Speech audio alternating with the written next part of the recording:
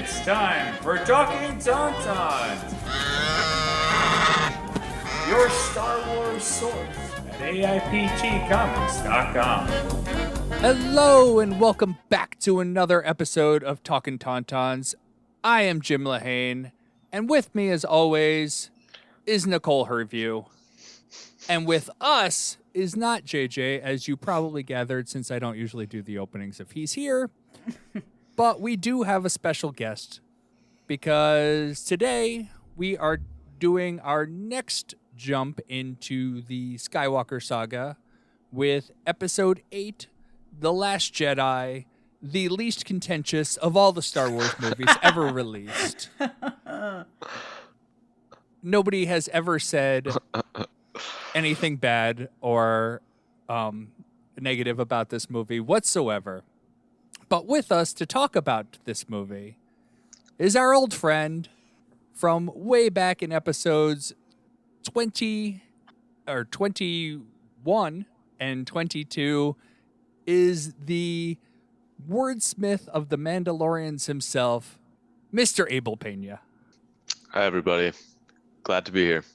So I thought Abel would be a fun guest to have on because we haven't talked to you in a while, and this is, like I said, this is an interesting movie. I tried actually quite a few people to get on, and a lot of people who do like this movie, they're like, yeah, I don't want to wade into that muck that is the fandom on this movie. But personally, like, this is, even rewatching it, this is really, like, probably my favorite Star Wars. It was my favorite Star Wars when I left the movie theater, and it is still, like, I absolutely loved it. And so I'm really excited to talk about it. But before we get to that, let's start with Abel. How are you doing? I'm doing great, man. It's been a while since I've been on the show, but, I loved it the first time around. So, when you asked if I was interested in doing this, I thought, let me think about that a little bit, maybe similar to some of the other people you asked. But I think I slotted in pretty good, into that space where I could talk about it in a way, where I largely had a positive reaction. It's maybe my preferred film of the sequel trilogy. But I still have some criticisms myself. So I thought it'd be an interesting conversation to have and, go on the record about it. Yeah, I actually have probably more criticisms now rewatching it than I did before. Kind of thinking more critically about it. Nicole, how are you doing? Hi, I am tired, but I'm good. I'm good, man. It's just been a lot of late nights out until like 1 a.m. the last few days, and I'm not built for that. That's just not what's up.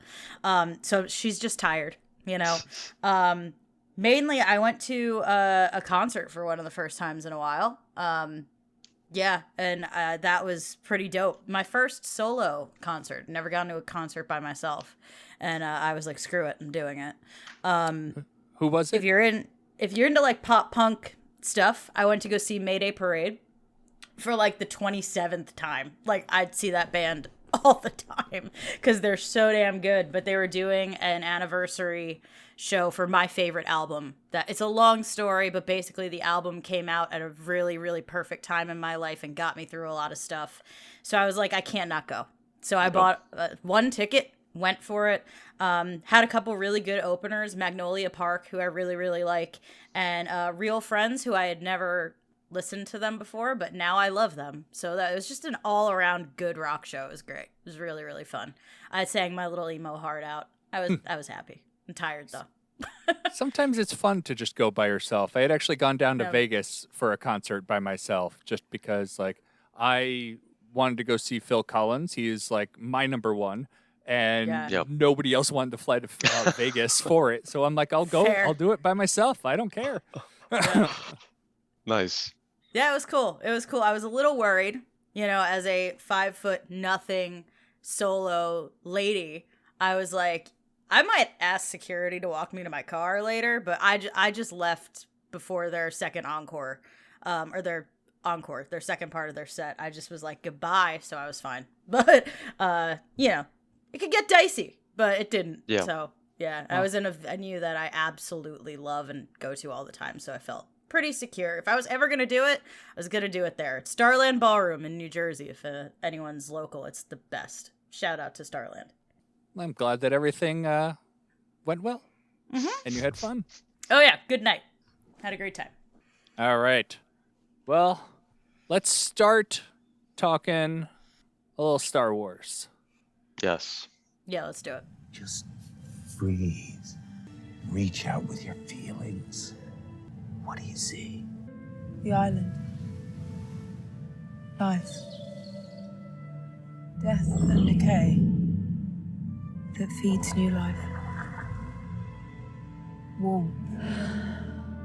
Cold. Peace. Violence. And between it all, Balance. An energy. A force. and inside you, Inside me. That same force.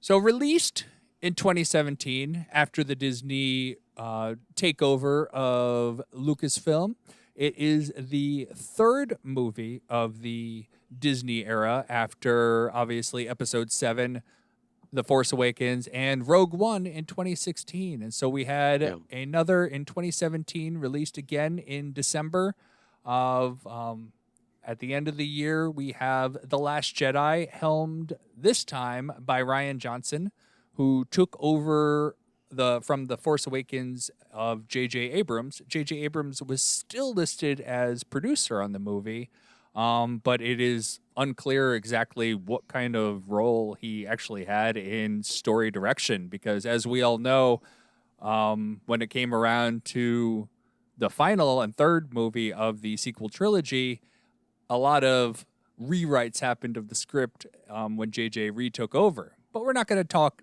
that much about the third movie this time, focusing mostly on The Last Jedi. And so I want to start off with where we're kind of set the stage. Where were you guys when you saw this movie, Abel? Let's see. So I actually watched the film at the ArcLight Theater in Hollywood with an old buddy of mine, one of the veterans of the Star Wars Fanboy Association, which is sort of like this Skull and Bones kind of group of Star Wars. A bunch of us sort of professional Star Wars writers came out of that group. And yeah, he kind of had to take me kicking and screaming to the movie theater because personally, my reaction to The Force Awakens, I came away with the feeling that movie wasn't exactly made for someone like me, is how I can charitably put it. And so I was not too, my expectations weren't too high for going in to watch The Last Jedi. But I'd seen Rian Johnson's Looper before, and I definitely enjoyed that. And so, there was maybe like a sense of like, well, let's see, something different. I definitely like the model of the original trilogy where you kind of had a round robin of directors. So I thought, well, this kind of echoes that as opposed to the prequel trilogy. So, let's hope for the best, but I'm not expecting too much. And that was sort of the state of mind that I went into the film for. Nicole? Yeah, I think I went to the same theater that I have seen all of these movies in, which is right down the road from me still. I had just moved out. I was like being an adult for the first time since like college. Moved out of my parents' house with my friend, had our first apartment. It was just like this really transformative time in my life. And yeah, I was amped as hell for this movie. I really was. Also, big fan of Rian Johnson. So, and we just talked about Force Awakens. We know how I felt about that one. So I was just ready for more Star Wars, man. That's where I was at. Yeah, this one for me was interesting. As my daughter had surgery on some muscles in her leg, probably about a month or two before the movie came out. And we were kind of getting antsy, and we kind of wanted to surprise her with a trip to Disneyland. And so we actually found super cheap tickets from Utah to California, and so we were able to get to Disneyland really easily. But like, so the midnight releases obviously are Thursday night. Our plane ticket, our flight left on Friday because she had school and stuff. So we went to the midnight release at midnight on Thursday, watched the movie till got home probably like 2:30 or so, then stayed up because we were getting on a flight at 6. Wow. And my wife does a lot of Ironman, and I remember she was training after the movie. She actually like ran like a couple miles between that time, and so we literally stayed up 24 hours, watched the movie, went to Disneyland, and like we did a full day in Disneyland like without any sleep immediately after watching the movie. That's some And so warrior stuff, man. it was That's intense. It's one of those things, like thinking back on it, you're like, that was really dumb, but it was a lot of fun. Yeah, And that's able awesome. to do Star Tours, where they had introduced parts of this Right. part of this movie into Star Tours immediately after watching the movie, and so it like I was super psyched about doing that. I did save it to the end of the day because, as we've talked about before, my motion sickness is absolutely horrific. So I watched they had already actually gone back to the hotel. I went to Star Tours, and then I limped back to the hotel very slowly because I don't do well after Star Tours at all. Yeah, I get pretty bad motion sickness too ever since I was a kid, and the old Star Tours was tolerable. I could even do it like a few times in a row, but the new Star Tours, that one's pretty rough when I tried it last, and I was only able to do it one time. So Yeah, my Yeah, I glasses don't get even. my glasses I get don't- ripped off my face. Yeah, that's tough. That's tough. I don't even really get that motion sick. Like once in a while it'll hit me, but it's rare. And every single time Star Tours leaves me like looking for a garbage can, I'm like, just in case, where's the nearest trash compactor? Like I'll just throw myself into it. Like it's a little rough. That ride needs some love, I think. But who the heck am I? All right, so for The Last Jedi, this is our first instance of a Star Wars movie where we have literally no gap in time between the movies. Every other movie, we've had at least months to years between each of the movies. And this time, we are actually overlapping between the two movies because we have theoretically the scene with Rey at the end of The Force Awakens takes place a little bit of a time as we see in this in The Last Jedi. So we have a physical overlap of probably several hours, if not a little less than that or more than that, between the two movies. But we do get kind of what I think is the most accurate, a most like true to story continuation of The Force Awakens. Like what really boggles my mind really is how people say that this movie doesn't tie into The Force Awakens, because like literally like I can't imagine Rian Johnson did not sit down and pick apart The Force Awakens to figure out exactly where that story could flow, because everything tied into The Force Awakens as tightly as I could possibly imagine. And even to like the very beginning of the movie, we're seeing the evacuation of Dakar and Poe Dameron being Poe Dameron, like a direct callback to the beginning of The Force Awakens. Yeah, his, calling Hux General Hugs, A+, and then just be like, I have a message for General Hugs about his mother. Every single time it catches me off guard, and it's my favorite. I'm like, yeah, this guy, I want to give him a General Hugs, like right now, like immediately, please. It's just delightful, and he just is the biggest screw up himbo on the planet, and I love him. Yeah, the tie-in to me seems pretty strong. That was never something that I felt any issue with.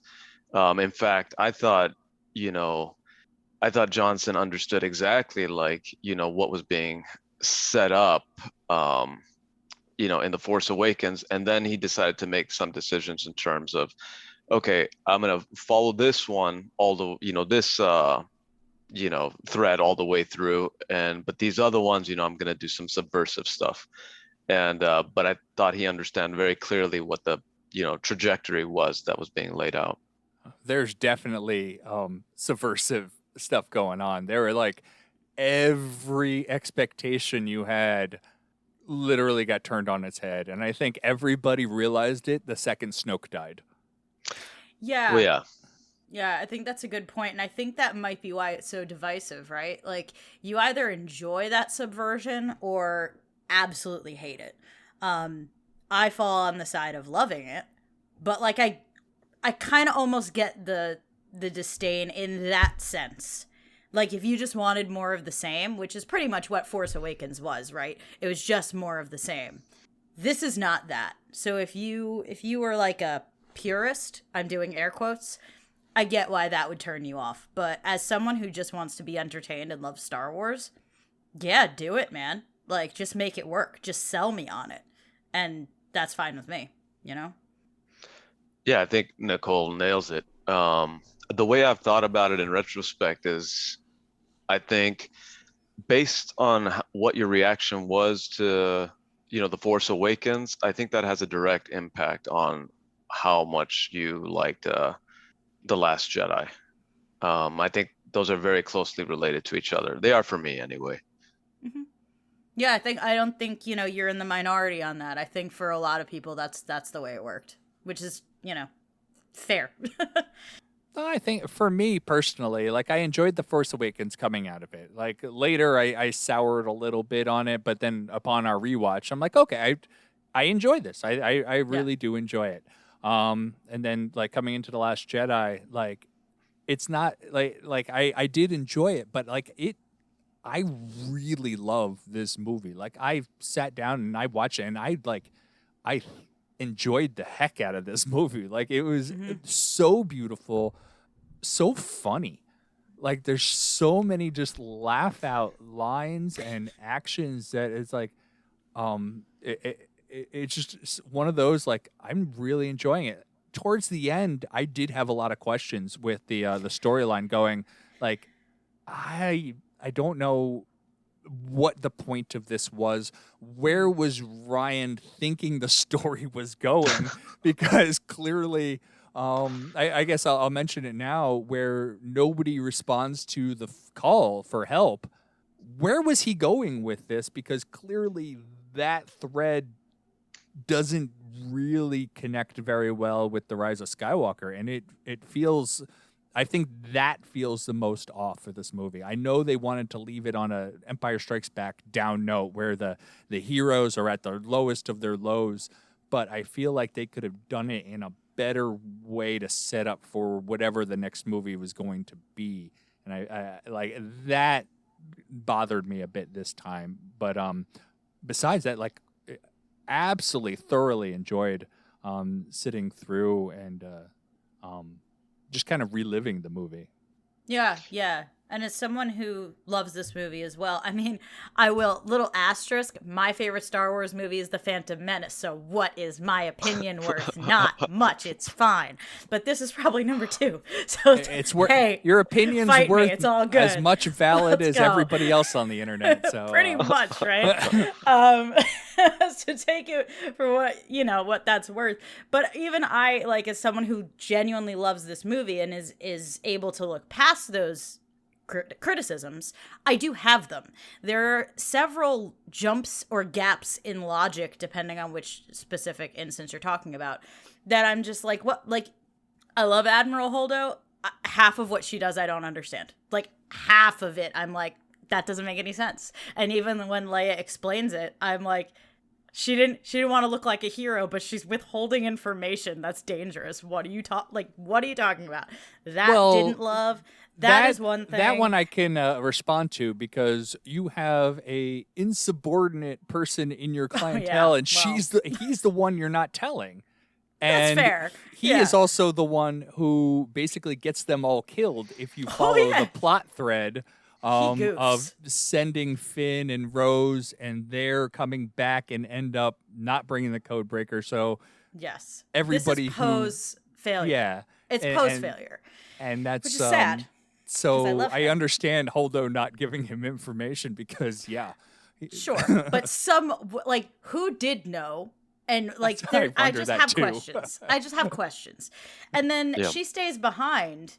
And I just always assumed, for some reason, my watching of this movie until this time, I was like, she stays behind because she knows she has to fly into Snoke's ship. And then it turns into like a 5 minutes later decision. And I was like, then why was she staying on the ship? Like, I know she has like a throwaway line that like explains it, but I was like, what's her plan? She just gonna sit there? What's about to happen?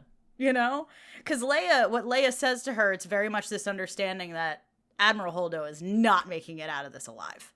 But it's just like a little bit of massaging to these moments could have helped them go down a little easier. the captain of the medical frigate also stayed behind, and I'm 100% with you. Why? Pretty sure you didn't need to be there because it ain't got gas. I didn't know the captain of the medical frigate stayed behind, but when I rewatched it recently, I don't think it's very clear. But from what I was able to kind of piece together rewatching it, is I think the idea wasn't that she was going to, kamikaze into the fleet originally. That's actually something she comes to a conclusion about when, it looks like they're going to be overwhelmed, or they're not going to be able to get away or something like that, and then she decides at that point that she's going to do that. But I guess before it was just kind of lead the fleet away, or She something like played that as a decoy. distraction, right? Yeah. But yeah, to your point about Holdo, I'm a huge Laura Dern fan. Because I'm a big David Lynch fan as well, and I love seeing her in just about anything. However, in this film, one of the things I did think in retrospect is I don't know why they decided to go in that direction, but I don't think you really needed that character. From a character standpoint, you just could have had Leia basically do everything that Holdo did, especially once, and this is unfortunate, but once Carrie Fisher passed away, it might have actually even been better to have her kind of go out in this way in terms of doing this sacrificial move, and that would have given her it would have been an extremely poignant type of ending for that character. And I guess that's something that they couldn't have anticipated, but it did feel maybe like doubling up on a role that could have been handled by one character. I can see that point. I do. I think personally, I enjoy Admiral Holdo again because I love Laura Dern. I love what was done with her character in the Leia novel, the Claudia Gray book. Excellent. And I do think that seeing more women in Resistance leadership was needed. Like, Leia could not be the only one running the ship all the time. Like, I think we just needed to build that world out a little bit more. However, I do think there should have been more of a reason for her to be there. If you're going to do that, that shouldn't be your only reason. Give her a little bit more to do, And I hate to say make her more likable, because she doesn't have to be likable. That's not how people work. But I would have loved to see her have more to do than just, kind of be weird about her plans, at least to the audience. To the audience. There's reason for it, obviously, but in the moment to the audience. And then sacrifice herself. Like, I would have liked to see her do more. So you needed to see her leading. Yes. And we didn't need to see Poe in that role. We could have gotten exactly what we had with Poe, where she's telling Poe, "Go away. We don't want you to mess things up again," but also showing her leading everybody else who matters, to kind of directing what the plan is. Exactly. And we don't even need to be given the plan, but we need to see her directing the plan, whatever. Correct. That may be. we could still have that sense of, drama that we don't exactly have all the details and we as the audience don't exactly know what's going on, but we can still then have faith in her as a leader. We need that a little bit more. It shouldn't be at the end oh, surprise, she was incredibly competent the whole time. Tell me that up front. Why are we doubting her? Just because Poe that was is? part of. I think that's part of the submissive. Can't trust authority. We know Poe. We like Poe. We want Poe to be right. But in this movie, Poe is wrong. Poe is very so wrong. Oh my God. Poe got lots of people killed. He really did. He does in the beginning, and it feels almost justified in that first scene. And then by the end, you're like, no, Poe just keeps screwing up. And I, again, love the man. What a nightmare. He's boo. And we see in the books him deal with that aftermath, which is an issue I have with the next movie, but that's for another time. Yeah. So I think kind of jumping back, I know talking with JJ, Travers, not Abrams, he definitely had significant issues with the very beginning. Why are the bombers so slow, sort of thing? And I know it's a callback to actual, I'm not sure, World War II style bombers. I know, I don't know their precise recollection, but it's very similar to the atomic bomb ships, the ships that drop the atomic bombs. You have these slow bomber ships, and obviously they need to be protected by the much faster the jet fighters. And so that's kind of the reminiscence that we're coming into, is that you have these slow bombers that need to be protected, and eventually you run down to the one bomber that is able to get things blown up by the Page Tico.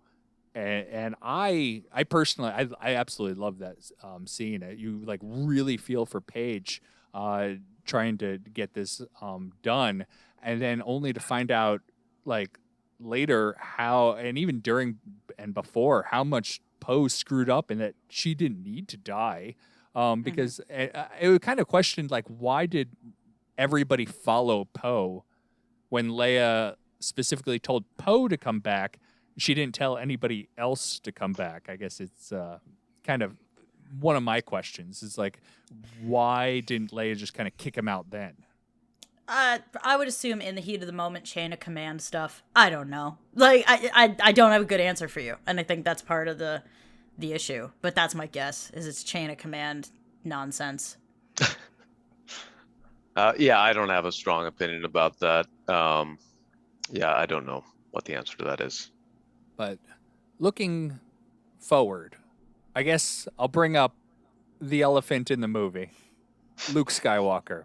Go on. Yeah. And I think most, besides being a subversive movie, I know a lot of people had problems where Luke Skywalker went in this movie. And in my opinion, maybe half, maybe even more than half, is J.J. Abrams' fault. Because you have a movie set up of The Force Awakens where Luke is not in it. Han dies, where Luke bent the galaxy over backwards to save Han in The Empire Strikes Back. So why was Luke not there? We needed an explanation for that. We get an explanation for that, exactly. But we needed something what happened. Why is Luke a recluse that takes everybody so long to find him? We needed an explanation. We needed an explanation that made sense.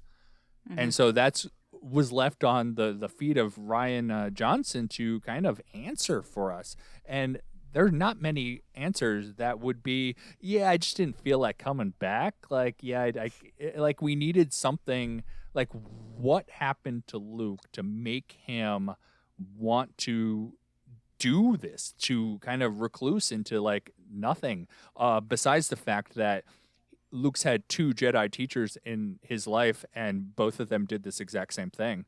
So clearly, he learns from his masters very well. Yeah, it seems like the Jedi way, right? You fail, and then you regress emotionally, and then you hide yourself away, and you exile yourself. It's just like what you do. And to me, that fits with everything we've seen beforehand. We know how I love the Jedi Order so darn much and everything they do, so it fits. And honestly, like Luke, I'm going to say a word. Luke in the beginning was a bitch anyway, so why wouldn't he be a bitch if he regressed? Like, he's just left to his own devices alone, so like he's going to emotionally regress to bitchy Luke. I'm on board with that. Let's do it. Like, he's just gonna be a little weirdo in the desert, you know? Fine. Okay. I'm cool with it. I don't know, man.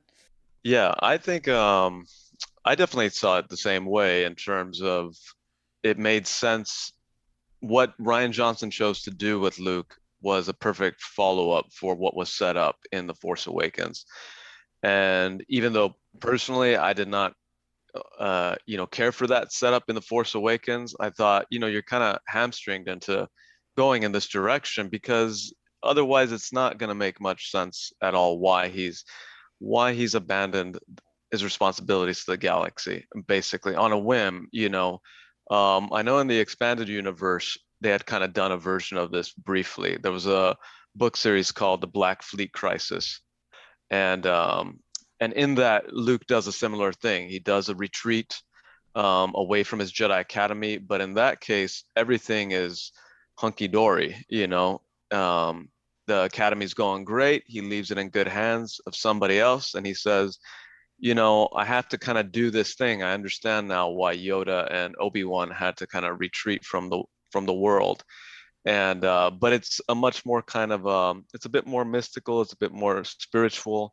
It's about basically not letting your ego, your actions like interfere with the flow of the Force. So it's a much different approach. But here you really need a strong justification about why Luke is going to abandon the galaxy in its hour of need without telling anybody where he's going or anything like that. So yeah, you basically need a tragic, motive, or something that just has wounded him, to his core, for something like that. So I just thought it was a natural place to go. It made perfect sense.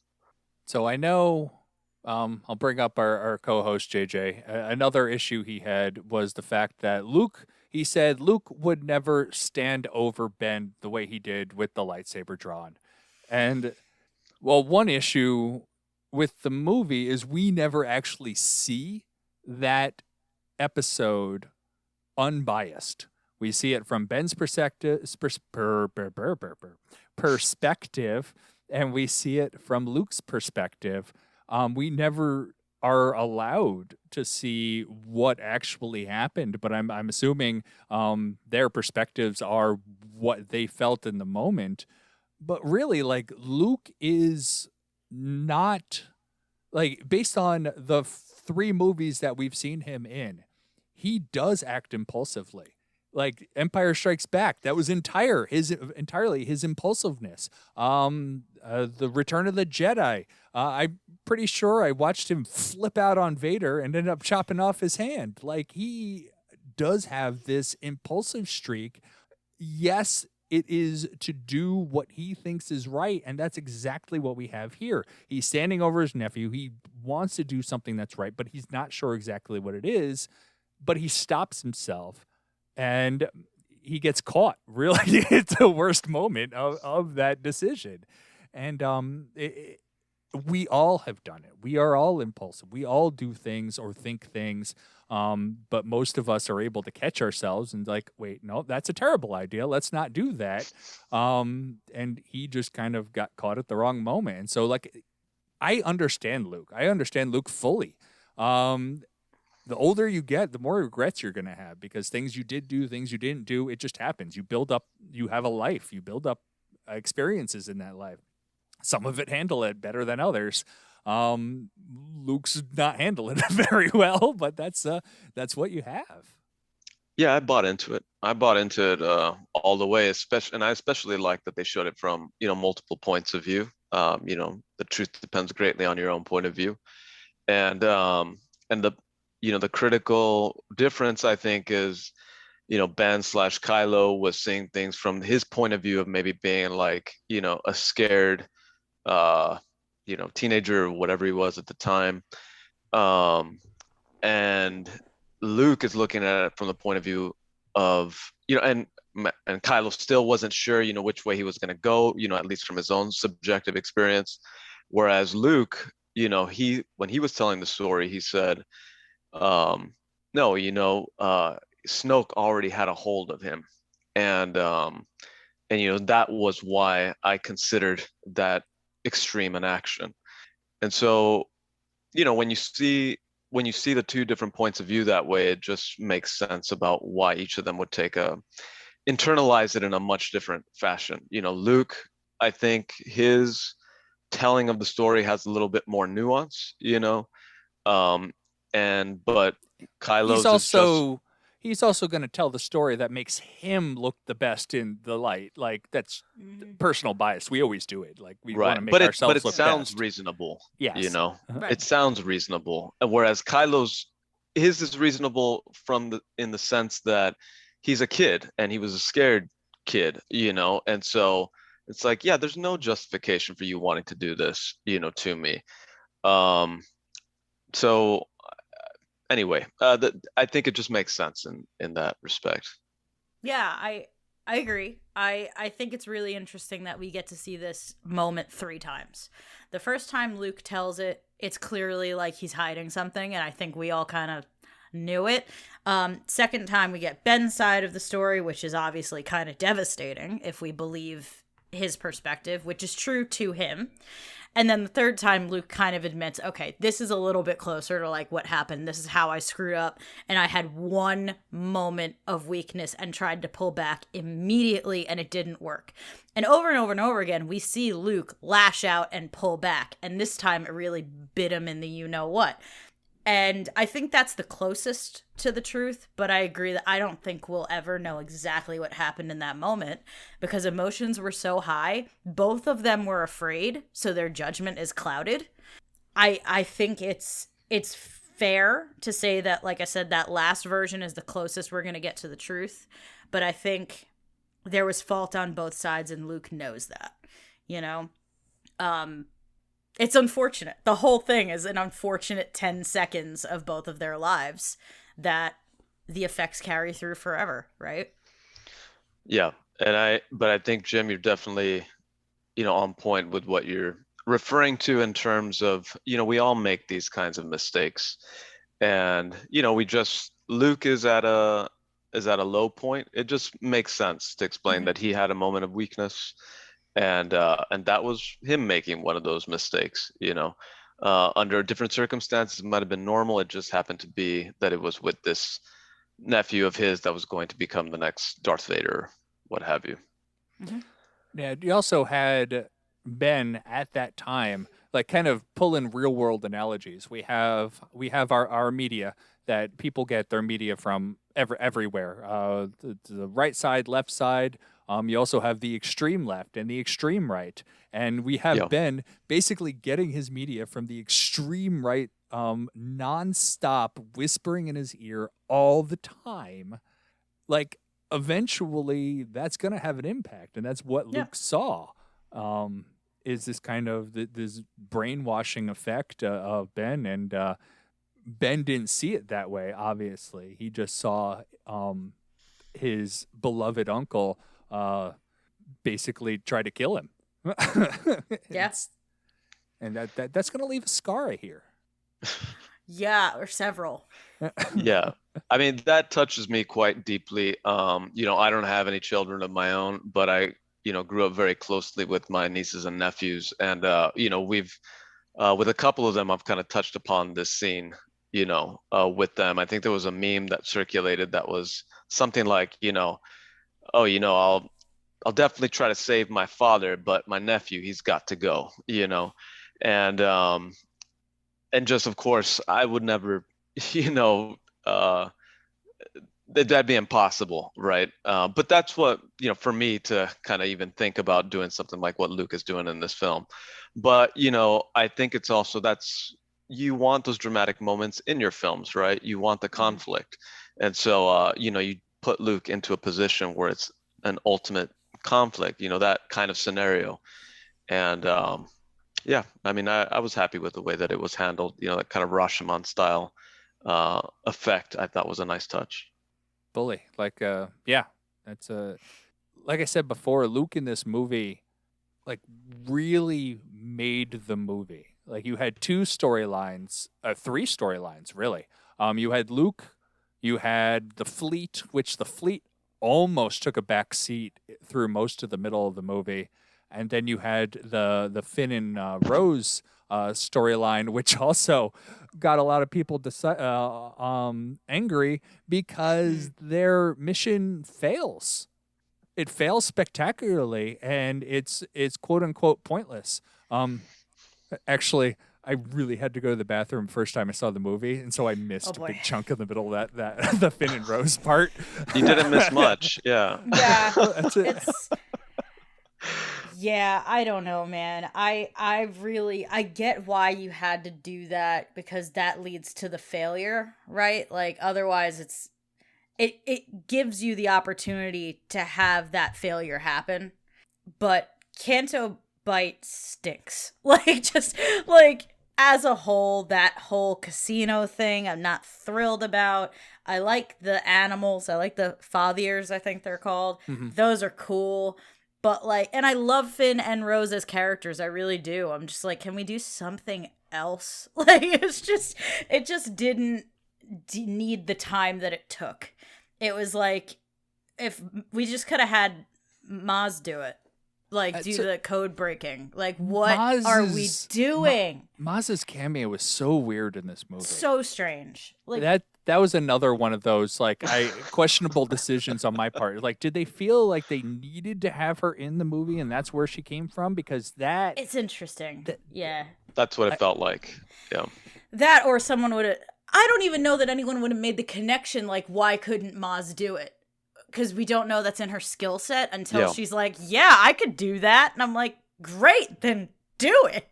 But it does lead to the direct impact of the failure. If we didn't have that betrayal of I can't remember the guy's name, the other code breaker who stinks. DJ? Yes, DJ. Wow. Okay, yeah, DJ.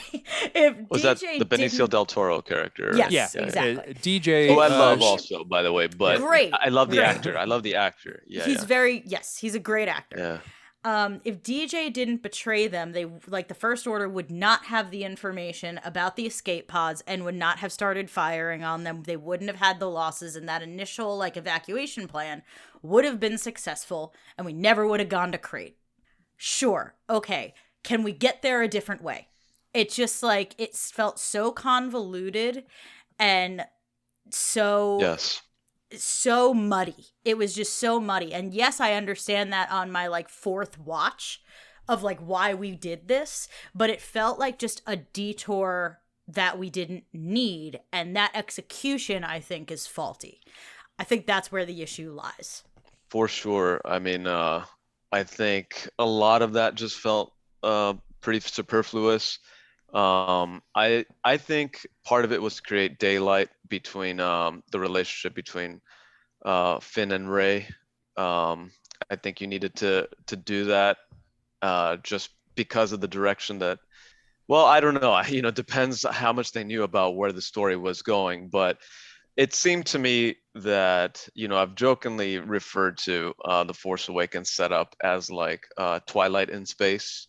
And so I think, you had to kind of create that daylight there between Rey and Finn. And one way to do it was to have, the Rose character introduced, and then they kind of go on this mission and stuff like that. But yeah, like Nicole said, like so circuitous. I mean, and then at the end, not only did they fail, but DJ's motives are not really clear. Like he just seems to turn on them so easily, but after doing that gesture where he gives Rose back her, necklace, That was I think him turning on them wasn't the problem because he's just out for his own skin. Him giving her back the necklace is what questioned, because he's like, I need something, give me the necklace. And he's like, well, see, this makes a great conductor. Like, you did not know you needed a conductor. Like, you did not know that. You just like happened you knew to that have that You knew that intimately. You knew I guess maybe, I don't know. It just it doesn't explain. There's a lot of him that's just like question mark, question mark, question mark, and not in a good way. Like sometimes that's interesting, but I was just like, you're not morally gray. You just suck. Yeah, that gesture, I feel like makes it weird. Is what makes it weird because if he hadn't done that, you might not be surprised at the end. You might be disappointed, but you might not be surprised that he decided to betray them at the end. But the fact that he did that gesture, like Nicole said, it makes it just like, dude, you just suck. Like what is your deal? It seems very flighty, very just no moral compass. I don't know, but that was weird. It does go to kind of help us in that, like, because we have the Han Solo archetype where these rogues are really guys with a good heart, and Ryan did want to twist that and give us a rogue who really is just a POS. And so that's what we get. I will say, sorry, Jim. He does make some interesting points. I will say this: the whole like arms dealer thing that like they're selling to both sides, very interesting. And I do love the delivery and the line when he just looks at Finn when Finn's like, "You're wrong about everything," and he just goes, "Maybe." And that's it. Yeah. I was like, that's badass. Yeah. Like he has those good moments, but overall, like I just, like you guys said, the necklace thing, it just makes it all make no sense. If he didn't do that, I'd just be like, yeah, that guy's just out for money. But then he has this empathetic moment. It's just not to beat a dead horse, but he'd be a cooler character, I think. Yeah, if he hadn't done that. Yeah. Yeah. It would be less wishy-washy. And I feel like he is one of those characters. There are certain characters in this movie, actually two I can think of, that I wish came back in the next movie. Even for a brief cameo, something. Like, I wish he came back so that we could get some closure on his storyline where he gets the retribution, whatever, what's coming to him. I wish he came back. I also wish Phasma came back because I feel like she was done dirty in both these movies. Like Finn didn't even beat her. Like the collapsing Star Destroyer beat her. Like she fell down and then she kind of the floor collapsed underneath her. And I'm like, no, she needs to come back for the third one, and she never did. Like both of them, I feel like needed better conclusions to their storylines. And I don't know if that's an issue with Ryan, an issue with the story altogether, the fact that the third movie should have been like 12 hours long. I don't know. Yeah, I wanted to see Finn have his revenge, really. Like I wanted him to like truly slam the door on that chapter of his life with some retribution. And he was kind of robbed of that. Like, I don't know if they just didn't want Finn to be an outright murderer, which maybe, okay. Maybe. But it didn't feel satisfying. And there was a way to do it that could have been more satisfying. I don't know what it was. I wasn't in the room. And it doesn't matter. But I just felt like that was so half-assed. It was so half-assed. And, like, did them both dirty. Yeah, I feel like you get the trope where the villain's down, the hero tries to help the villain turns on him, and it's really the villain killing themselves. Right. Yeah, sort of trope. And that's you almost get that here, but again, she dies by circumstance. It's really what it is. And it's like the most bizarre death. I feel like he also did not intend for her to die. No body, no death, as you've said, Nicole. He did not intend for her to die. We never see her again. I think it's assumed she died. But like Darth Maul, that can obviously be rewritten. But Darth Maul is a much more resilient character. That's my boy. Yeah. Don't get me started. Yeah, yes.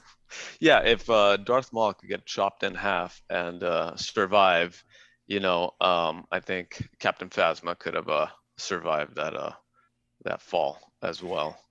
How cool would it have been if she came back with just like charred armor and like her one eye just like a scar? Like she would have been so badass looking if she was like, yeah, I'm going to keep this like burnt armor, and like, oh, it would have been so cool. Now I'm upset. I never thought about that until just now. Sorry. I had actually thought of Sorry. that. Her coming back with like just a messed up armor. Like basically they've done it with Vader a bunch in the comics where you're seeing him fighting and his armor's just destroyed, so you can see Anakin underneath the helmet, and like something like that for Phasma would have been like super awesome. Yeah. Going back to the Rose and Finn side quest for a second. One thing I really did like was just the look of Canto Bight. I really liked visiting that place. We've in the expanded universe, you've seen a lot of like casinos and stuff like that in Star Wars, and I actually sort of partially grew up in Las Vegas. I had family there, for most of my life, and so would go there a lot of times. And just being able to see like the spacey version of that was such a treat for me. I was having a blast, the coins and just all the excitement going on and the ritziness of it. I thought that was beautiful. I just enjoyed that so much going to that place. It's so different from what we've gotten to. Every other bar, club seems to be a little shadier. Even Attack of the Clones, where we see, I think, the Highlander Club, maybe. Outlander, yeah. So it seems a little more high class, but you get drug dealers in the middle of it. Is that the death sticks? You don't want to sell me death sticks? You want to go home and rethink your life? Yeah. Okay. Yeah. And so, but here you have the wealthiest. Nicole was wealthy. doing the motion with her hands. By the way. Yeah. You can't not. You can't. You don't want to buy me death sticks. Like you don't want to sell me death sticks. You can't. But not here you have the wealthiest of the wealthy, and it really kind of paints a like a really gorgeous picture, especially since you're dealing with the aspect where they are selling to both sides. And so how they don't even, they kind of hint at it in the beginning when they're talking about the arms dealer, that they're selling to both sides. They're like, they're arms dealers, but they don't really explain that like in real life, we know this. Arms dealers do sell to both sides because that's the easiest way. You stay neutral. You can play both sides and you can make double the money. They don't really hint at it until you get on the ship where everybody's like, yeah, like all the audience is like, they're selling to both sides. Yeah, that's not a big shocker at all, actually. Yeah. So by this point, when they start blowing up the ships, the shuttles, I actually in the movie theater distinctly remember thinking, how long have I been in this movie and we still have not seen an entire planet that was in the trailers with all the red dust? And I actually looked at the timestamp. It was like almost an hour and 50 minutes before we get to Crate. I'm like, this is a long movie. Yeah. It's such a long movie. And that's part of why I think you could have probably cut back on the Rose and Finn side quest too, because it doesn't necessarily do much. It doesn't go many places, and the movie is quite long. That might have been a good idea, possibly. I will say, if they had gone through with the thread before we get back to Crate, because Crate, if they had gone through with this like kind of breadcrumb trail of like maybe baby Jedi, if they had like brought those kids back in the third movie, it might have felt like a better payoff for that entire arc. If we had gone back to Canto Bight, if we had seen these people again, I could justify the length of that more. So I don't know that it's a fundamental problem with this movie or the next one, but it's a problem in the trilogy regardless, right? It's a problem with the lack of planning. Like, why show the little broom boy who I didn't even catch force pulls the broom until people start talking about it online. Mm-hmm. And I'm like, I didn't even notice that. I didn't notice a lot of things, but that's entirely me. I also Before we get to Crate, I'm going to jump around a little bit of Rey's vision. Rey's vision not making sense whatsoever. But that's also again mostly me because Luke's vision in the tree. I didn't realize that the when the helmet burnt off, that was Luke for Oh, yeah. 20 years of my life. So I was probably at least 20 when That's impressive. I did no Yeah, clue. yeah. It does not look like Luke. It does look like Luke. No, it does not. It does. I'll let y'all argue. I'm just gonna sit here. So No, I, fair, Jim. Please continue. And so, like the thing, and like clearly the point of her vision is to show that she doesn't need her parents. She raised herself, but it is a long walk to get there. Like with Oh yeah, it's the ridiculous. snapping. It's literally a long walk in that, infinite mirror conga line type thing. But yeah, I actually liked I liked the vision. I thought maybe it didn't go far enough. Like I didn't think symbolically it did enough heavy lifting. But visually I thought it was really cool. And we do get the meaning of it explained to us. That's something that doesn't happen in Empire Strikes Back, but here we kind of get it explained to us by Kylo. I know it's not explained in Empire. Thank you. Yeah. It's like I could have used that.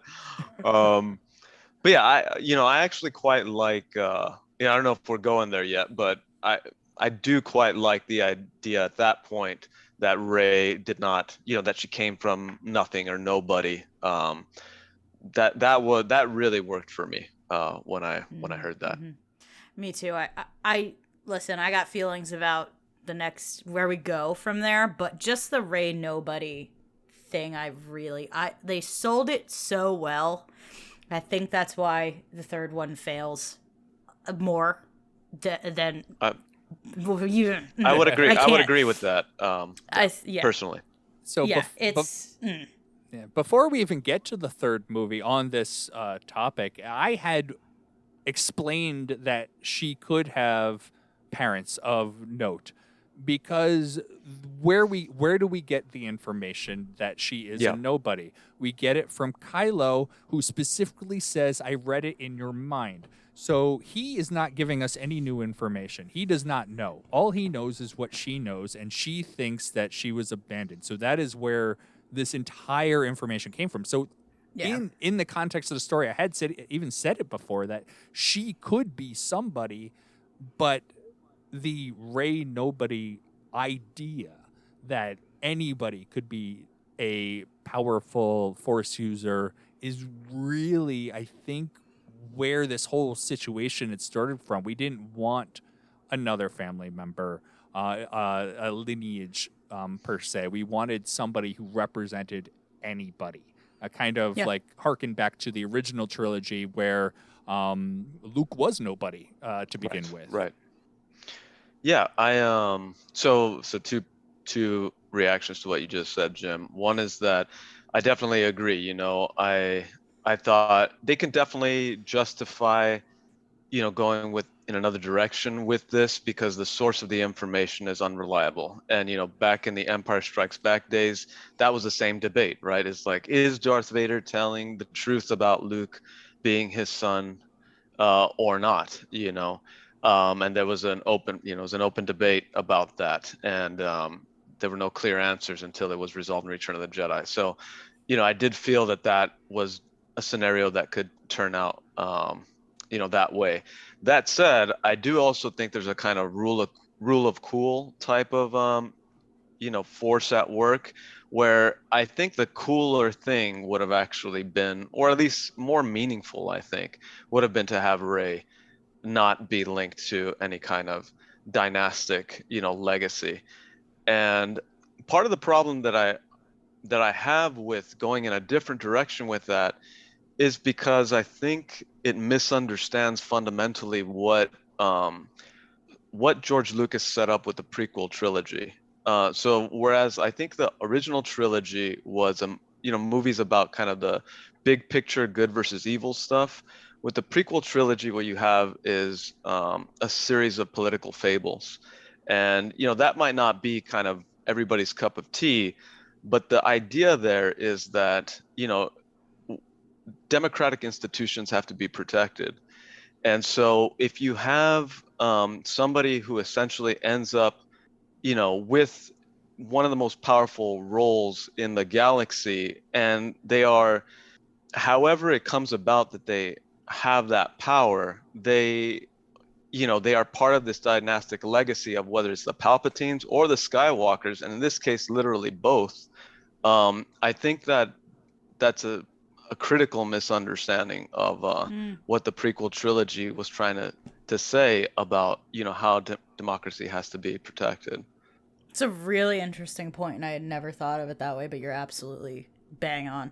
That's a really good point. So that's a different sort of thing, but it's another reason why I think I really like the idea about Rey coming from just a totally different sort of a family connection or background or whatever. But I think they play into each other, and I think it's pretty important. We also have, like, the prequel trilogy start off with a Force kid who comes from nowhere. Like, Right. Anakin comes from nowhere. Like, we don't know who Shmi is. Shmi, literally, we literally do not have a father. And so we have Shmi, who we don't know where comes from. She could be a nobody as well. Right. Lead into Anakin, who becomes what we know. And so we start off with a nobody. It would have been good to have Rey have a similar trajectory to kind of mirror the movies as well. Because again, Luke also, from what we see, starts off coming from nowhere. Initially, yeah. Yeah. So you mentioned how beautiful the movie is. And Stunning. it is like such a stunning movie. And he uses red so well in the movie. Like, it is everywhere in this movie. From that, probably one of the best lightsaber fights we get in any of the movies, in Snoke's throne room with the red wall, which eventually burns down. So not only do you have this bright red wall, you have a bright red wall on fire. Excellent. Yeah. Just cinematography, man. This movie is objectively gorgeous. Yeah, I thought it was just beautiful. That the Holdor move or maneuver, and how it just blasts through, the entire fleet, and then it goes silent, and it pulls back, and it's just showing you the effect. It was truly stunning. That sequence, and a lot of people, I've heard it mocked, right? The when Leia uses the Force to kind of, when she gets blasted out of the ship. It's been called that, but I thought it was beautiful. Actually, it worked for me. Yeah. I can see that. And the way she got pulled out of it too, like she got, I think she like closes her eyes and then she gets blasted out of the, out of the side of the ship. All of that. Yeah, I thought that worked. It was visually very beautiful to me. Yeah, it was. And I do also want to bring up what you made a good point about the moment where Holdo splits the ship. Yeah. Right? The use of absence of sound in this movie is excellent. The sound design all across the board. But the choice to have an absence of sound, especially in that point. But then anytime Rey and Kylo have that Force connection, you can actually hear it happen because there's no sound. Brilliant. And it's almost like a sucking of the sound. Like right before it happens, they kind of do a like kind of not that terrible. I was like Sarlacc. Well engineered. Yes, and so we do, speaking of their Force connections, we do get hints at where we're going, because we had talked about in The Force Awakens where the Force usage was a natural progression from what we already knew. Here we get a little bit pushing of that, where in the Force, when they're Force connected, they can start to exchange matter. Where Kylo gets the rain on him. They can actually physically touch at one point, and so you're kind of getting that little bit of pushing forward, which we will see pushed to its maximum in the next movie, where they're actually exchanging items to each other, which I still don't know how I feel about that, but we do kind of start to move in that direction here. Yeah, and that use of the Force, it allows for Luke to do what he does in the end, right? It's this idea of Force projection, right? And it's kind of Kylo and Rey doing it at the same time in the same way, and sometimes it's more solid than other times, and, because Luke is able to see Kylo at one point, and the effects of that are very physical and very real. So it kind of starts to get us used to this idea, which then when Luke shows up, we already have that basis of the Force can work this way. You can basically astral project with the Force. And it's kind of not ridiculous at that point. You're like, okay, yeah, I've seen this happen. It's just that Luke has control over it. Yeah, you're right. It does set up the big move by Luke. I hadn't actually thought about it too carefully that way, because for me the Force projection concept works cinematically, because I had been introduced to it before via the other Star Wars material. There's this book ended up becoming I think a semi-bible for the sequel trilogy, for being sourced, and it's Dark Empire by Tom Veitch and Cam Kennedy, which was a comic book, really seminal. But in there is when you first see actually what they call the doppelganger trick. And it's this Force projection idea that you could do across the galaxy and stuff. You also see there for the first time Luke taking on an AT-AT the way that they do in this film, and I have to think that they were sourcing that directly.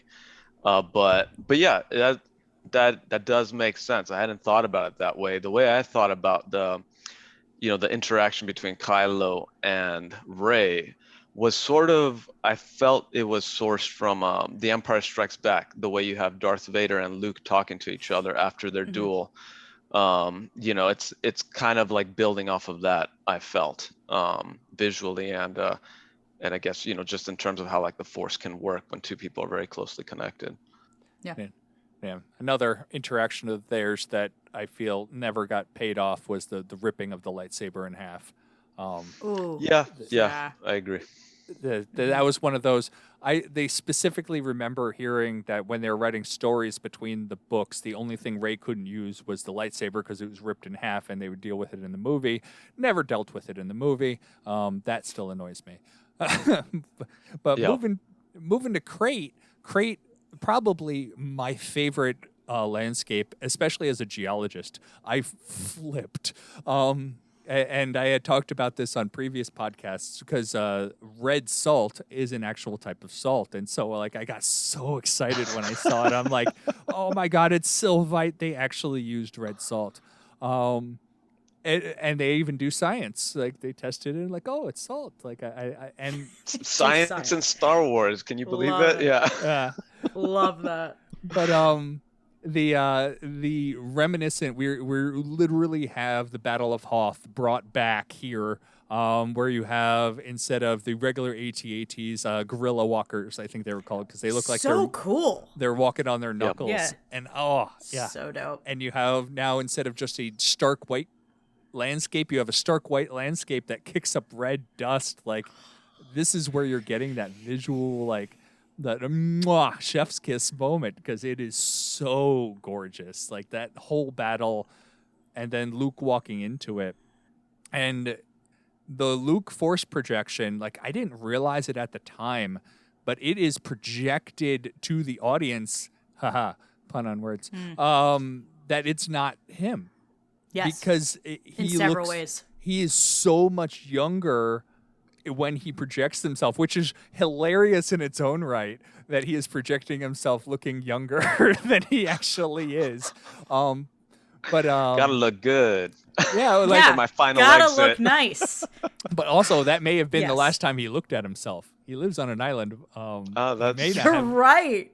Excellent point. He Excellent may point. have Great not point. looked in a mirror anytime recently. But yeah, it's like super projected. Like now you realize it, like, oh yeah. But at the time, like I didn't notice it. I don't know if anybody actually did. Like I was 100% I don't think so. fooled. It was done well. And the other way that they tell us he's not there is when he walks, there's no red. In his footsteps, the salt doesn't move underneath him. Like when Kylo takes a step, we see the red show up. It doesn't happen for Luke. He has no effect on the actual atmosphere around him, whereas Kylo does, and we see that in stark contrast when they're fighting each other. And I looked for it specifically this time, and I was like, yeah, he's not having an effect on that world around him at all. And you can also see Leia's, like, oh, you're not here. Like, when they, like, interact and they, like, touch hands, she's like, oh, you're not here. Love that for us. Like, this is gonna be really cool. Like, you can kind of see the wheels start turning in her head, which I think is really cool. She visually gives us a cue that something is not what it looks like. Also explains why she would leave the dice if Yes, 'cause they're not real. If she knew that he wasn't actually there. Yeah, it was symbolic. Yeah, I didn't actually catch that. Those cues on in Leia's reaction, and I didn't catch the walking and not leaving the red marks. So that is actually super clever. Yeah, it's really effective. I was so proud of seeing that this time. I was like, ooh, new stuff. But that end battle, like I had seen people commented on it, and it is like the most Jedi thing anybody can do. And I love how they set up several of these things where right at the beginning, he's like, what do you want me to do? Stand off and face off against the First Order with just my laser sword? Which is exactly what he Yes. does. What he does. And he's like, the Force isn't moving rocks. And Rey even says at the end, moving rocks. Excellent. I laughed very hard at that. Really, really good. Yeah, I loved. Also, a really good moment for Luke is that his last line is "See you around, kid," which is such a Han Solo thing to say, and he says it so like Han, which is so like a middle finger in Kylo's face that I love it. And then the way he just disappears. You know, I literally said out loud, "Perfect, no notes." Like today, I was like, I've got no notes on that death. I thought it was so satisfying for his character to go out that way. I thought it was absolutely brilliant, but that's just my opinion. Yeah, I have. I'll qualify. My reaction is qualified. I did like the Force trick, the projection across the galaxy, but I think if you're gonna go in that direction, you don't want to kill your guy that way. I think if you're gonna kill him, then just have him go in person. We know that the X-wing was, underwater. In fact, they bring it up from the water in the next movie. So he can get there physically. And just from a storytelling point of view, when you're gonna kill a character that big, you have to have a Jedi die like in battle, I think. But if you're not gonna kill him, then yeah, I'm totally cool with the Force projection. Then that's what he could do for now. Being as far away as he was and all that. But then you have him come back in the next movie. So that's kind of that's where my split happens in terms of my satisfaction with the way that they handled Luke. I think you want to go all in, or you don't, but you kind of don't want to go halfway, which I think is what the way they ended up going with it. That's fair. I think that's fair. I think it's to not give Kylo the satisfaction of killing Luke. Like, Luke made a decision to basically, like, go out on his terms and not give Kylo that satisfaction, because Kylo doesn't know Luke's dead in that moment. Like, he's just defeated. So this is kind of like, I totally understand what you're saying and don't disagree with you, but that's how I rationalize it. I hadn't thought about it like that. Yeah, I just kept thinking like you can have so Obi-Wan, when he gives up his life to Darth Vader, I mean, basically, that's the example that was set before Luke, and both him and Yoda, they both just they give up their life to the Force. Right. What I mean is like when he's actually fighting Darth Vader and he's like, okay, I'm gonna surrender here, and then he actually lets Darth Vader like chop through him, and the idea is, strike me down and I'll become more powerful than you can possibly imagine. And so I would think that Luke, if he was gonna go for it, he in a different way, but that's the lesson that you kind of go away with. But I do like the way that Nicole framed it. I think I liked the way that Luke went. It wasn't as tearful as Han's. It was Luke, like even they even talk about it in the movie, like Luke going out on his own terms, and it kind of it's giving the middle finger to Kylo. Kylo gets no satisfaction from Luke's death because he had nothing to do with it, and it's just kind of it is what it is. Yeah. Yeah, it's just a different kind of sacrifice, you know? And I mean, if Kylo Ren took out both Han Solo and Luke Skywalker directly, I'd have words for that guy. I'd be like, listen, you are objectively irredeemable at this point. Like, he does not get a second chance after that. I think this leaves that a little more open. So, and what you were saying about the X-Wing, we actually, this is another thing that JJ changed. The reason that nobody used that X-Wing is the wing became the door of Luke's hut.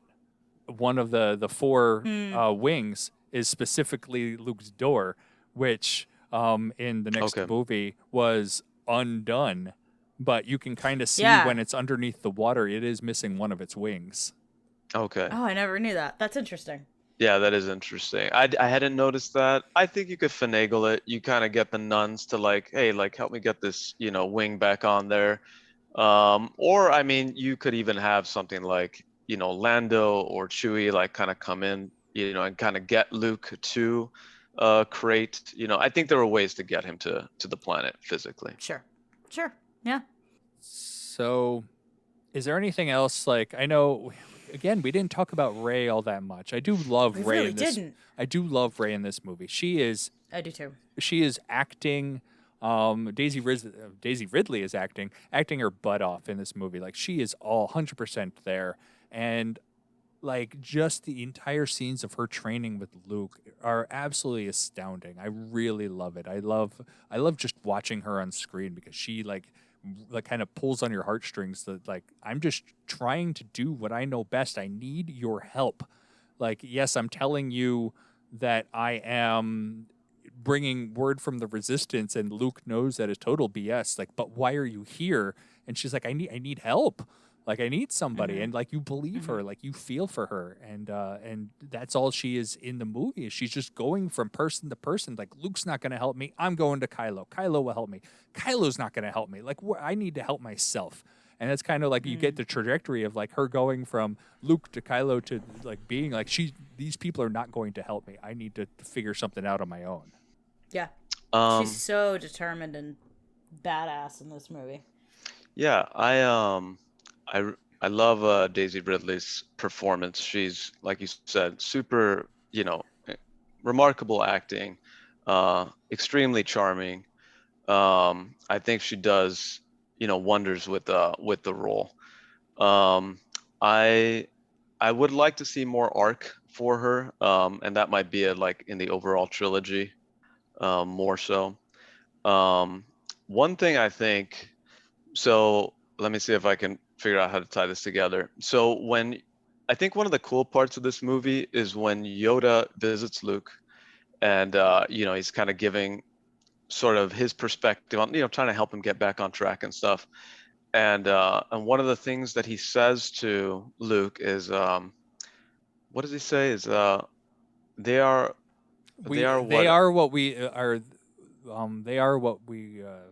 They grow beyond. Oh, I forget that. Yes, yeah, phrase. I know. They grow beyond what. Yeah, it's a good line, and I don't remember it either. But it always makes that's half of it. As a parent, I always tear up at that part. It's a beautiful. The idea is that they grow past. Yes. They outgrow their masters. Is the idea? Their progress outgrows their masters. We are what they grow beyond. There you go. We are what they grow beyond. And I thought that was, just about as poignant as any of the kind of like deep philosophical or ethical sort of glimpses into the Force as we get in some of the other films. And I thought that was, for me, that was very refreshing. I didn't know if they'd be able to go there with the sequel trilogy, and I don't think we really get better than that in any of the sequel movies. That was wonderful. Yoda's koan like destruction of the tree. The tree, yeah, and and we thought at the time, the records or the books and stuff like that. I thought that was also wonderful.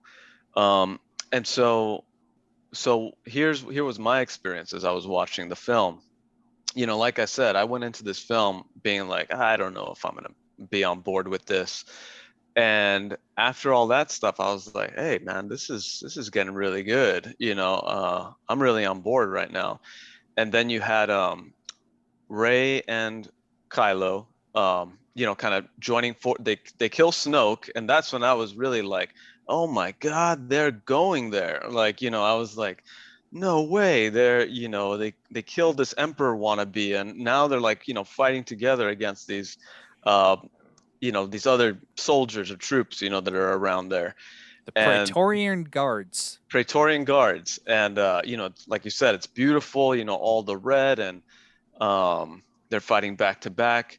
They wipe everybody out, and then they have this great, interaction, which is, Kylo telling Rey, you're nobody, and your parents came from, we're nobody, and but I believe in you, or I care about you and stuff like that. And he's extending his hand to her, and she's conflicted about this. And that was the moment where I was really like, I was gripping like my armrest, and I was like, oh my God, am I gonna have to love this movie? Like, going from how I felt about The Force Awakens to like that point, where I just thought it was reaching an absolute climax right there. And I was like, holy cow, I did not think that they could do this. And of course, there's the film that we got. But for a moment, I thought the film we might get was combined with what Yoda said to Luke, where he said, we are what they have grown beyond. And Kylo is telling Rey, forget all this Jedi stuff, forget all this Sith stuff. It's you and me, And I thought for a second, I was like, holy crap, she is going to take his hand. And there is just who the heck knows what's going to happen in a third movie now. And I thought, they're going to do it. They're going to have a I am your father moment.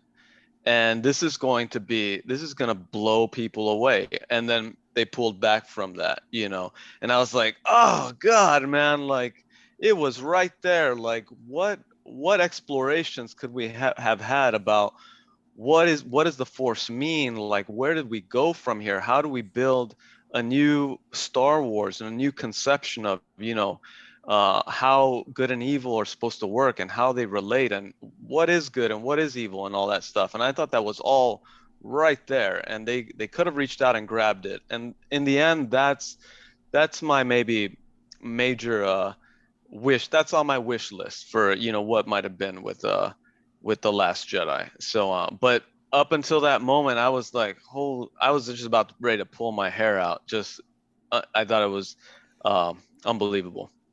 Yeah, you make a really, really good point that I would have loved to see that, because I feel the same way about that moment. Like, yeah, it was right. You could have done something we have never seen before in Star Wars, right? Which is watch two people bring actual balance to the galaxy and to the Force. I think the only reason it didn't happen, and you could have changed it, obviously, as a writer, but is because Kylo said like, Kylo Ren rule is a selfish together. POS. That he yes. could have changed. He honestly could have changed. Right. I would have loved to see it. Right. But the fact that his go-to is we can rule together. Yeah. Is why that didn't happen. Yeah. I think obviously if he says that, Rey made the right decision, and that's why she's conflicted. If he had said something even a little different and been like, let's let's fix this. Like, let's you and I fix this together. Yeah. Different thing. That's a different thing, and I'd be so on board, I would have screamed. But unfortunately, they chose to go a different way. And yeah, I think the potential was through the roof in that moment. Right. And I'm kind of mad they balked. I really, as much as I love what we got in this movie, that would have been incredible. That would have been. I think it also says a lot about the movie that they made that moment believable. Yeah. From literally have a straight line of watching him kill his own father, who became a father figure for her. Right. Like, yes. like that is yes. Like that sounds like that's a long leap, but it is a believable walk between the 2 points because of how well the movie was set up until that point. Yep. And you literally 100% like you agreed. said, you had no idea what was going to happen at that moment. Yeah. 100% It was agree. really brilliant. Yeah. Mm-hmm. Yeah. So I think we've been talking a long time. I can talk probably forever on this movie. I could talk pretty much the runtime of the movie about this movie. And we could easily go that and longer. Nicole, do you have any final comments? Man, I love this movie, dude. Like, I was like not as excited to talk about it because I'm so tired of defending this movie to people, but this was a delight. So you know what? Fine. Like, it's so good. I'm so mad that I had to fight with people about it ever. I just stopped fighting, honestly. I was it's like, okay, usually the best course go of action. Hate it. I don't care anymore. I love it. Leave me alone. It's just a good, solid. I love Rian Johnson. That's all, man. Knives Out's a treasure as well. So I love Lives Out. Yeah. so good. I really liked this. I'm disappointed in where it went, but I think the character work here was especially strong, as we've dissected over and over and over again. The acting was great. The visuals, gorgeous. Humor on point. Listen, there's things I would change if I was in the driver's seat. That doesn't change how much I love it. Yeah, so I guess it'd been a long time coming. I guess I wanted to talk to somebody about it. I mostly stayed out of the internet talk, but I did, I strongly value, especially as a writer and as a huge Star Wars fan. For me, it was like, what can we do that's new and different? And when Rian Johnson, and that's why I had the reaction I had to The Force Awakens.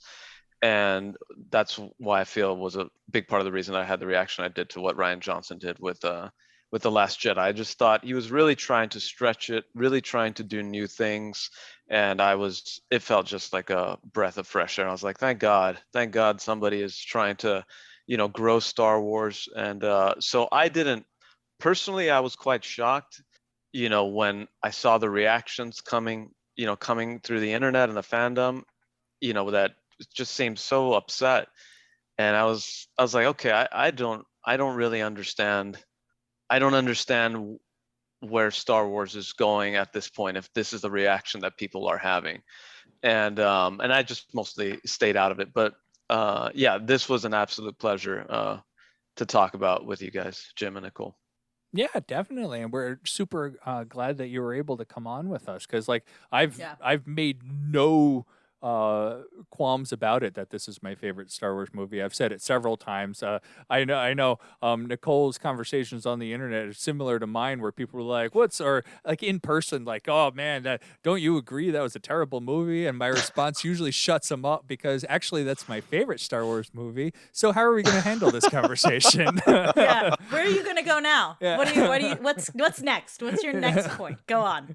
Yeah. So I'm so glad that it's nice having a critical conversation on a movie that we all enjoyed, but obviously is not perfect. Like, no movie's perfect. For sure. And it was a lot of fun. So I'm super glad that you were able to come on. I think I'm gonna call it a wrap there, because we've talked for a very long time. So if you would like to get a hold of us, you can email us. Talkin Tauntauns at aiptcomics.com. You can find us on Twitter at Talkin Tauntauns. DM us, message us, comment on something. And it's a long day. I'm tired. Maybe give us a 5-star rating if you so choose on, Yes! on the iTunes. 5-star ratings. I love 5-star ratings. I love do good like 'em too. ratings. If you like us, leave a review. Share with our friends. Share with your friends. You don't have to share with my friends. I do that enough. It's helpful. Yeah, give these guys a 5-star rating and a great review. Thank you. Yeah, it'd be great. So, and that's all I got. We will see you next week with our 100th episode. So we have it's been a long time coming, but we have this is episode 99. We'll hit 100 next week. So we'll see you then.